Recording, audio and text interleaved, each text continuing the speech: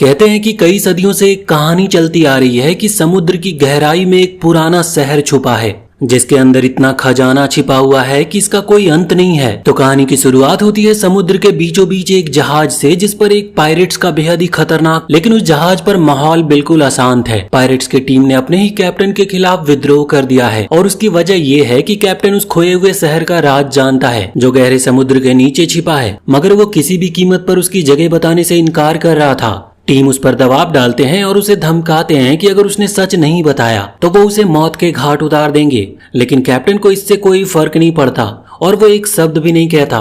गुस्से में आकर उनमें से एक पायलट अचानक ही गोली चला देता है, जिससे कैप्टन घायल होकर लड़खड़ाता और जहाज से नीचे समुद्र में गिर जाता है। गिरते समय वो एक बैरल को कस के पकड़े रहता और तभी सच्चाई सामने आती है। उस बैरल के अंदर उसका छोटा बेटा हैक्सिंग छिपा हुआ था। कैप्टन अपने बेटे को बचाने की पूरी कोशिश करता है, लेकिन उसी पल पायरेट लीडर मौत के घाट उतार दिया जाता है। अब यहाँ 20 साल बाद हम हैक्सिंग को देखते हैं जो अब बड़ा हो चुका है, जिसे हम एक छोटी बोट पर देखते हैं जहाँ पर वो एक फिशरमैन की टीम के साथ मेहनत कर रहा है। और हमें पता चलता है कि सालों पहले जब समुद्र में बहता हुआ वो मिला था तो उसे कैप्टन लॉन्ग ने निकाला और बचाया था। लॉन्ग ने ना सिर्फ उसकी जान बचाई बल्कि उसे गोद भी लिया। वो उसके लिए एक पिता से बढ़कर बन गया था। लॉन्ग अपनी टीम को ऑर्डर देता है कि अब समय आ गया है, उन्हें समुद्र के नीचे छिपे ट्रेजर की तलाश करनी चाहिए, लेकिन गोता लगाने से पहले वो बताता है कि उन्हें पहले आई ऑफ द सी नाम की जगह पर जाना होगा जहां सदियों से समुद्र के सारे खजाने इकट्ठा होते आए हैं। हैक्सिंग भी गोता लगाने की तैयारी करता है, मगर टीम का एक नौजवान उसका मजाक उड़ाते हुए कहता है कि उसे साथ नहीं जाना चाहिए। उसकी नजर में हैक्सिंग ट्रेजर पाने का हकदार ही नहीं है। ये देखकर कैप्टन लॉन्ग बीच में आता और हैक्सिंग का मनोबल बढ़ाता है। उसके प्रोत्साहन से हैक्सिंग हिम्मत जुटाता और टीम के साथ समुद्र की गहराइयों में छलांग लगा देता है। पानी के नीचे जाते हुए अचानक हैक्सिंग अपनी टीम से बिछड़ जाता है और अकेले खोजते खोजते उसे एक सुनहरी स्टाफ मिलता है जिसका एक टुकड़ा वो तोड़ लेता है। और जैसे ही वो उसे देखता है उसे महसूस होता है कि उस टुकड़े में कोई रहस्यमय शक्ति उसकी हथेली पर उतर आई है। हथेली से एनर्जी की लहरें फूट पड़ती है जिससे उसका संतुलन बिगड़ जाता है। तभी उसके सामने अचानक एक बड़ा सा सी मॉन्स्टर आ खड़ा हुआ था, जिसे देखकर हैक्सिंग डर तो गया था, लेकिन आश्चर्य की बात ये होती है कि मॉन्स्टर उसे नुकसान नहीं पहुंचाता, वो बस शांत होकर तैरता हुआ चला जाता है। हैक्सिंग अब यहाँ पर ऑक्सीजन के लिए तड़पने लगता है और उसकी सांसें रुकने लगी थी और वो ऊपर जाने की कोशिश में बेहोश हो जाता है। जहाज पर कैप्टन लॉन्ग बेचैन होकर टीम से पूछता है कि हैक्सिंग कहाँ पर है। सब कहते हैं कि उन्होंने उसे नहीं देखा, तो लॉन्ग घबराकर खुद ही समुद्र में गोता लगाता है और नीचे जाकर वो हैक्सिंग को बेहोश पाता और तुरंत ही ब्रीदिंग डिवाइस लगाकर उसे बचा लेता है, जिसके बाद हैक्सिंग धीरे धीरे होश में आता है। मगर तभी वो सी मॉन्स्टर फिर से आ गया था और लॉन्ग पर वो हमला भी कर देता है। वो उसे जोर से धकेल देता है जिससे लॉन्ग और हैक्सिंग अलग हो जाते हैं। हैक्सिंग किसी तरह ऊपर तैरकर सतह पर पहुंच जाता और ऊपर आते ही उसकी नजर अपनी जहाज पर पड़ती है जिस पर पायरेट्स हमला कर रहे थे, और तभी वो कैप्टन लॉन्ग को भी देख लेता है। उसकी आंखों में खुशी छलक पड़ती है, लेकिन ये खुशी पल भर की थी। वो मॉन्स्टर अचानक ही झपट्टा मारकर लॉन्ग को पूरा ही निगल जाता है। ये देखकर उनकी टीम काफी दहशत में आ जाती है। वो सब जहाज लेकर वहां से भाग खड़े होते हैं और हैक्सिंग को अकेला समुद्र के बीच छोड़ जाते हैं। हैक्सिंग यहाँ पर निराश होकर इधर उधर देखता है और तभी उसे एक पायरेट शिप उसकी ओर आती हुई दिखाई देती है। वो पायरेट उसे पकड़ लेते हैं और अपने जहाज पर बांध कर ले जाते हैं। वहाँ उनकी नेता पायरेट क्वीन उसके कंधे पर बना पायरेट टैटू देखती है और पूछती है कि वो किससे ताल्लुक रखता है। हैक्सिंग सफाई देता है कि वो कोई पायरेट नहीं बल्कि एक फिशरमैन है, मगर क्वीन उसकी जेब में छुपा हुआ गोल्डन पीस देख लेती है। वो उससे पूछती है कि ये कहाँ से मिला तुम्हें, तो वो उसे सच्चाई बताता है कि उसे ये समुद्र में मिला है। क्वीन उसकी बातों पर भरोसा नहीं करती और वो टुकड़ा उससे छीन लेती है। फिर वो अपनी टीम को ऑर्डर देती है कि हैक्सिंग को कैदी बना लो। उसे एक कमरे में बंद कर दिया जाता है जहाँ पर पहले से ही एक लड़की मौजूद थी जिसका नाम होता है एनू। थोड़ी देर बाद पायरेट्स के वार से हैक्सिंग बेहोश हो गया था और होश में आने पर वो खुद को एनू से बंधा पाता है। एनू बताती है कि उसके पास शार्क टीथ है जिनसे वो रस्सियां काट सकती है और वो दोनों को आजाद कर देती है। फिर एनू से उसका गांव का नाम पूछती है तो हैक्सिंग कहता है कि वो बोट ड्वेलर से है। एनू तुरंत ही समझ जाती है कि वो सी फिशरमैन है। इसके बाद हैक्सिंग चोरी छिपे पायरेट क्वीन के केबिन में पहुंचता है और अपना गोल्डन पीस ढूंढता है। उसे वहां पर वो मिल जाती है, लेकिन उसे वहां पर एक मैप भी दिखाई देता है जिस पर एलिक्सर आइलैंड का निशान बना था, जिससे ये साफ होता है कि वो पायरेट्स जल्दी उस आइलैंड पर हमला करने वाले थे। उसी दौरान एनू पायरेट्स के सामने आ जाती है और वो उसे परेशान करने लगते हैं, मगर हैक्सिंग बीच में आकर उसे बचा लेता और वो दोनों साथ मिलकर समुद्र में कूद जाते हैं और वो एक छोटी बोट तक पहुंचते हैं जिसे उन्होंने पायरेट से चुरा लिया होता है। तभी अचानक हैक्सिंग की पीठ पर एक एरो आकर लगता है और ये तीर पायरेट क्वीन ने छोड़ा था, जो इस बात से गुस्से में थी कि हेक्सिंग अभी तक जिंदा कैसे है, और गुस्से में वो अपनी टीम के एक आदमी को भी मार डालती है और उसे वहीं समुद्र में फेंक देती है। अगले दिन हेक्सिंग जागता है तो देखता है कि एनु उसकी चोट का इलाज कर रही है। अब दोनों के बीच में एक गहरा लगाव पनपने लगा था। एनु उससे उसके गोल्डन पीस के बारे में पूछती है। जब वो उसे दिखाता है तो एनु हैरान रह जाती है। वो बताती है कि वो एलिक्जर आइलैंड से है और खोए हुए शहरों की खोज में निकली है। उसकी मान्यता है कि एलिक्जर आइलैंड के नीचे वही लॉस्ट सिटी छिपा है। जिसके बाद वो दोनों मिलकर एलिक्जर आइलैंड जाने का फैसला करते हैं। एनु उसे एक खास मछली देती है और कहती है कि उसे अच्छे से खाना होगा ताकि उसकी ताकत वापस लौट सके। वो बताती है कि रास्ते में उन्हें घोस्ट फॉग का सामना करना पड़ेगा, एक ऐसी ठंडी धुंध जिसमें जो भी प्रवेश करता है वो ठंड से ही मारा जाता है, और उन्हें ज्यादा देर नहीं लगती और वो घोस्ट फॉग के पास पहुंच जाते हैं। हेक्सिंग घबराकर पूछता है कि वो इसे कैसे पार करेंगे, तो एनु बताती है कि उसके पास सी मरकरी वाटर की 2 बॉटल्स है। अचानक ही बोट धुंध में खींची चली जाती है और हेक्सिंग कमजोर होकर बेहोश होने लगता है। एनु उसे मरकरी वाटर पिलाती और लगातार उससे बातें करती रहती है ताकि वो होश में बना रहे, और आखिरकार वो दोनों घोस्ट फॉग को पार कर लेते हैं। लेकिन एनु के दादा गुस्से में आ जाते हैं कि उसने एक अजनबी को गांव में ले आया। बाद में हेक्सिंग सैर पर निकलता और वहां उसकी मुलाकात डॉक्टर वू से होती है। डॉक्टर वू बताता है कि उसी ने उसकी पीठ का घाव ठीक किया था और उसके शरीर पर पायरेट टैटू भी देखा था, लेकिन उसने ये बात किसी को नहीं बताई। तभी एनु भी वहां पर आ जाती है और दोनों का परिचय कराती है। वो बताती है कि डॉक्टर वू एक महान साइंटिस्ट है और उसकी बहुत इज्जत करती है। वो दोनों हेक्सिंग को बताते हैं कि वो भी लॉस्ट सिटी की तलाश में है। डॉक्टर वू उसे अपने साथ ले जाता और एक किताब थमा देता है। किताब खोलने पर हेक्सिंग देखता है कि उसमें वो आकृति बनी है जो उसकी गोल्डन पीस पर खुदी हुई थी। किताब में लिखा होता है कि समुद्र के नीचे वाला शहर एलिक्जर विलेज के ठीक नीचे स्थित है और उसके ऊपर एक बड़ा सा जहाज दबा हुआ है। वो तीनों एलिक्जर आइलैंड से निकलकर एक बड़े से माउंटेन की ओर बढ़ते हैं, और जैसे जैसे वो उसके पास पहुंचते हैं उन्हें एहसास होता है कि इस माउंटेन का आकार तो किसी जहाज के जैसा है। हेक्सिंग हैरानी से उसे देखता और तुरंत ही समझ जाता है कि खोया हुआ शहर यहीं पर है और इसी माउंटेन के नीचे छिपा होना चाहिए उसे। वो फैसला करते हैं कि उन्हें इस माउंटेन की चोटी पर चढ़ना होगा। लंबी और कठिन चढ़ाई के बाद वो माउंटेन की ऊंचाई तक पहुंचते हैं। वहां उन्हें पानी के भीतर एक रहस्यमय सर्कल दिखाई देता है जो अजीब तरह से चमक रहा था। हेक्सिंग अपने पास रखा हुआ पेपर निकालता और उसे ध्यान से देखता है। उसे एहसास होता है कि इस शहर का प्रवेश द्वार इसी सर्कल से होकर गुजरता है। बिना देर किए तीनों समुद्र में कूद पड़ते हैं और सर्कल से होकर गुजरते हैं, और अगले ही पल वो एक ऐसी जगह पर पहुंचते हैं जहां पर पानी बिल्कुल भी मौजूद नहीं था। उनके सामने एक गहरी और अंधेरी गुफा होती है।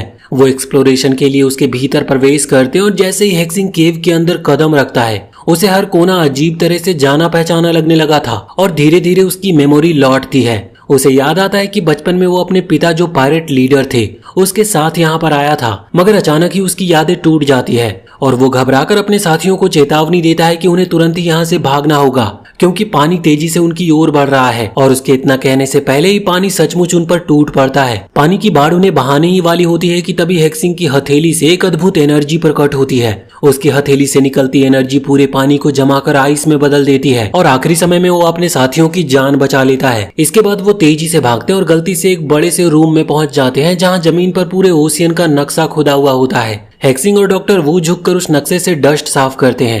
एनु उसकी ओर देखती है और सवाल करती है कि तुम आखिर हो कौन और घोस्ट फॉग को ऐसे कंट्रोल कैसे कर सकते हो। ये सुनते ही हेक्सिंग को एक और याद लौटती है। उसे याद आता है कि बचपन में उसके पिता ने उसे इसी नक्शे पर ड्राइंग करने को कहा था। उसे अपने पिता की बात भी याद आती है कि केवल तुम ही हो जो आई ऑफ द सी को खोल सकते हो। उसकी यादें समाप्त होते ही हेक्सिंग सच्चाई स्वीकार करता है। वो एनु से कहता है कि ये मैप उसी ने बनाया था और असल में वो पायरेट लीडर का बेटा है। एनु ये सुनकर बहुत ही गुस्सा हो जाती है और उसे बिल्कुल ठगा हुआ महसूस हो रहा था क्योंकि हेक्सिंग ने शुरुआत से ही अपनी पहचान छुपाई थी और अपने हाथ पर बना टैटू भी छिपाए रखा था और अब उसकी नजर में वो एक खतरनाक पायरेट था। गुस्से में हेक्सिंग कहता है कि वो बोट पीपल से है, असली पायरेट नहीं। वो समझाता है कि उसका टैटू जन्म से ही उसके आर्म पर था, लेकिन एनु उसकी बात नहीं मानती और डॉक्टर वू के साथ उसे अकेला छोड़ देती है। हेक्सिंग निराश होकर उसके पीछे जाने की कोशिश करता है मगर डॉक्टर वू उसे रोक लेता है। वो उसे सच्चाई बताना शुरू करता है। वो कहता है कि उसका असली नाम सेडा है और वो बहुत पहले हेक्सिंग के पिता का साथी हुआ करता था। सेडा बताता है कि हेक्सिंग का असली नाम डोंग है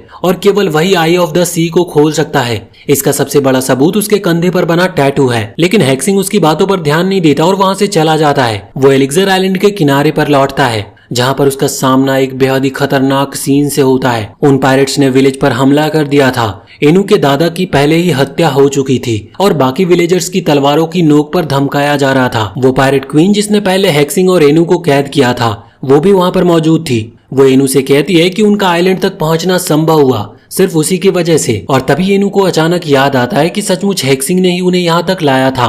तभी सेडा प्रकट होता है और हैरानी की बात ये होती है कि सारे पायरेट्स यहाँ तक कि क्वीन भी उसके आगे झुक जाते हैं। सेटा विलेजर से कहता है कि उसने अंडर वाटर सिटी का राज ढूंढ लिया है और वो उन्हें नुकसान नहीं पहुंचाएगा। फिर वो वहां से चला जाता है। इसी बीच हेक्सिंग एनु को समझाने की कोशिश करता है, लेकिन विलेजर उस पर विश्वास नहीं करते। वो उसे रोकते और पत्थर मारना शुरू कर देते हैं। अपमान और गुस्से में हेक्सिंग फैसला करता है कि अब वो पायरेट का साथ देगा।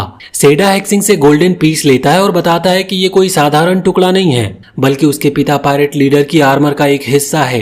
हेक्सिंग पूछता है कि उसके पिता की मौत कैसे हुई, तो सेडा बताता है कि उसके पिता को उसी के टीम ने मार डाला था। कारण ये था कि उसके पिता को आइलैंड का गेट का राज पता था, लेकिन उन्होंने कभी किसी को बताया नहीं। फिर सेडा उसे पायरेट में शामिल होने का ऑफर देता है। वो कहता है कि मिलकर वो आइलैंड का गेट खोल सकते हैं और वहां से बहुत सारा गोल्ड हासिल कर सकते हैं। वो ये भी कहता है कि हेक्सिंग असल में पायरेट है और हमेशा पायरेट ही रहेगा। ये सुनकर हेक्सिंग को बोट डुएलर के साथ बिताए वो दिन याद आते हैं जब सभी लोग उससे नफरत करते थे और उसके हाथ पर बनी टैटू को देखकर लोग उससे घृणा करते थे। यही सोचकर हेक्सिंग तय करता है कि अब वो पायरेट के साथ होगा। गेट खोलकर और ताकतवर बनकर वो सबको साबित करेगा कि वो सम्मान के लायक है। और उस गेट का नाम था आई ऑफ द सी। दूसरी ओर एनु अपने दादा को दफनाती है और आइलैंड की रूलर बन जाती है। उसी समय सच्चाई सामने आती है कि कैप्टन लॉन्ग अब भी जिंदा है। एनु उससे मिलती और अलायंस का प्रस्ताव रखती है। वो चाहती है कि बोट डुएलर उसके साथ मिलकर घोस्ट फॉग को तोड़े और हेक्सिंग को एविल पायरेट से बचाएं। लेकिन बोट डुएलर में से एक गुस्से में कहता है कि वो किसी पायरेट के लिए अपनी जान जोखिम में नहीं डालेंगे। एनु टूटे दिल से वहां जाने लगती है, तभी लॉन्ग उसे रोकता है। वो कहता है कि वो अपने बेटी को बचाने के लिए उसके साथ जाना चाहेगा।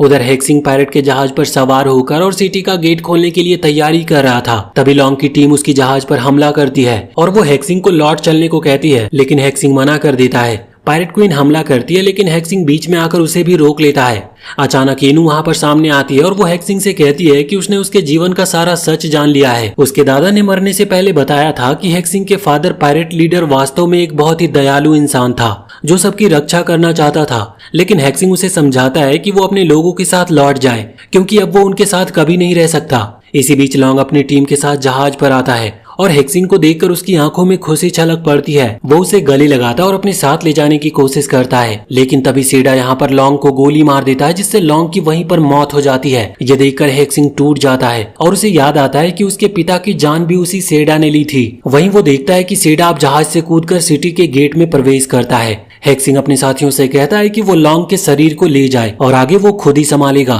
इधर पायरेट क्वीन एनु को मारने का ट्राई करती है, लेकिन तभी सी मॉन्स्टर सामने आता और क्वीन को निगल जाता है। इधर अब हेक्सिंग आई ऑफ द सी में एंटर करता है ताकि सेडा को रोक सके। सिटी के भीतर सेडा पहले ही बहुत सारी पावर खींचना शुरू कर देता है। उसका शरीर सोने में बदलने लगा था। हेक्सिंग उसे रोकने की कोशिश करता है, लेकिन सेडा अपनी पावर से पूरे सी के पानी को आइस में बदल देता है और हेक्सिंग को गिरा देता है। मगर हेक्सिंग हार नहीं मानता। वो बैरियर को तोड़ने की कोशिश कर रहा था, लेकिन काफी कोशिश करने के बाद भी वो टूट नहीं रही थी। सेडा गुस्से से उस पर हमला करता और हेक्सिंग लगभग बेहोश ही हो गया था। तभी उसके हाथ में उसके पिता का गोल्डन आर्मर पीस आ जाता है और यह आर्मर लिक्विड गोल्ड में बदलकर उसकी हथेली में समा जाती है और उसका हाथ एक गोल्डन हैंड में बदल जाता है। अब हेक्सिंग अपने पूरे शरीर में एक ट्रेमेंडस पावर महसूस करता है। वो उठकर खड़ा होता है और अपने गोल्डन हैंड से बैरियर को तोड़ देता है। वो बैरियर गिरकर सीधे सेडे पर आ गिरता है, जिससे वो वहीं पर मारा जाता है और उसकी मौत के साथ ही घोस्ट फॉग हमेशा के लिए एलिक्सर कॉन्टिनेंट से मिट जाता है। सभी इस जीत का जश्न मनाते हैं, मगर उनके दिल में ये दुख भी होता है कि शायद हेक्सिंग मर गया। लेकिन अचानक ही समुद्र का लेयर फटता और हेक्सिंग जिंदा बाहर निकल आता है। एनु से देखकर बहुत ही खुश होती है और उसके पास दौड़ कर आती है।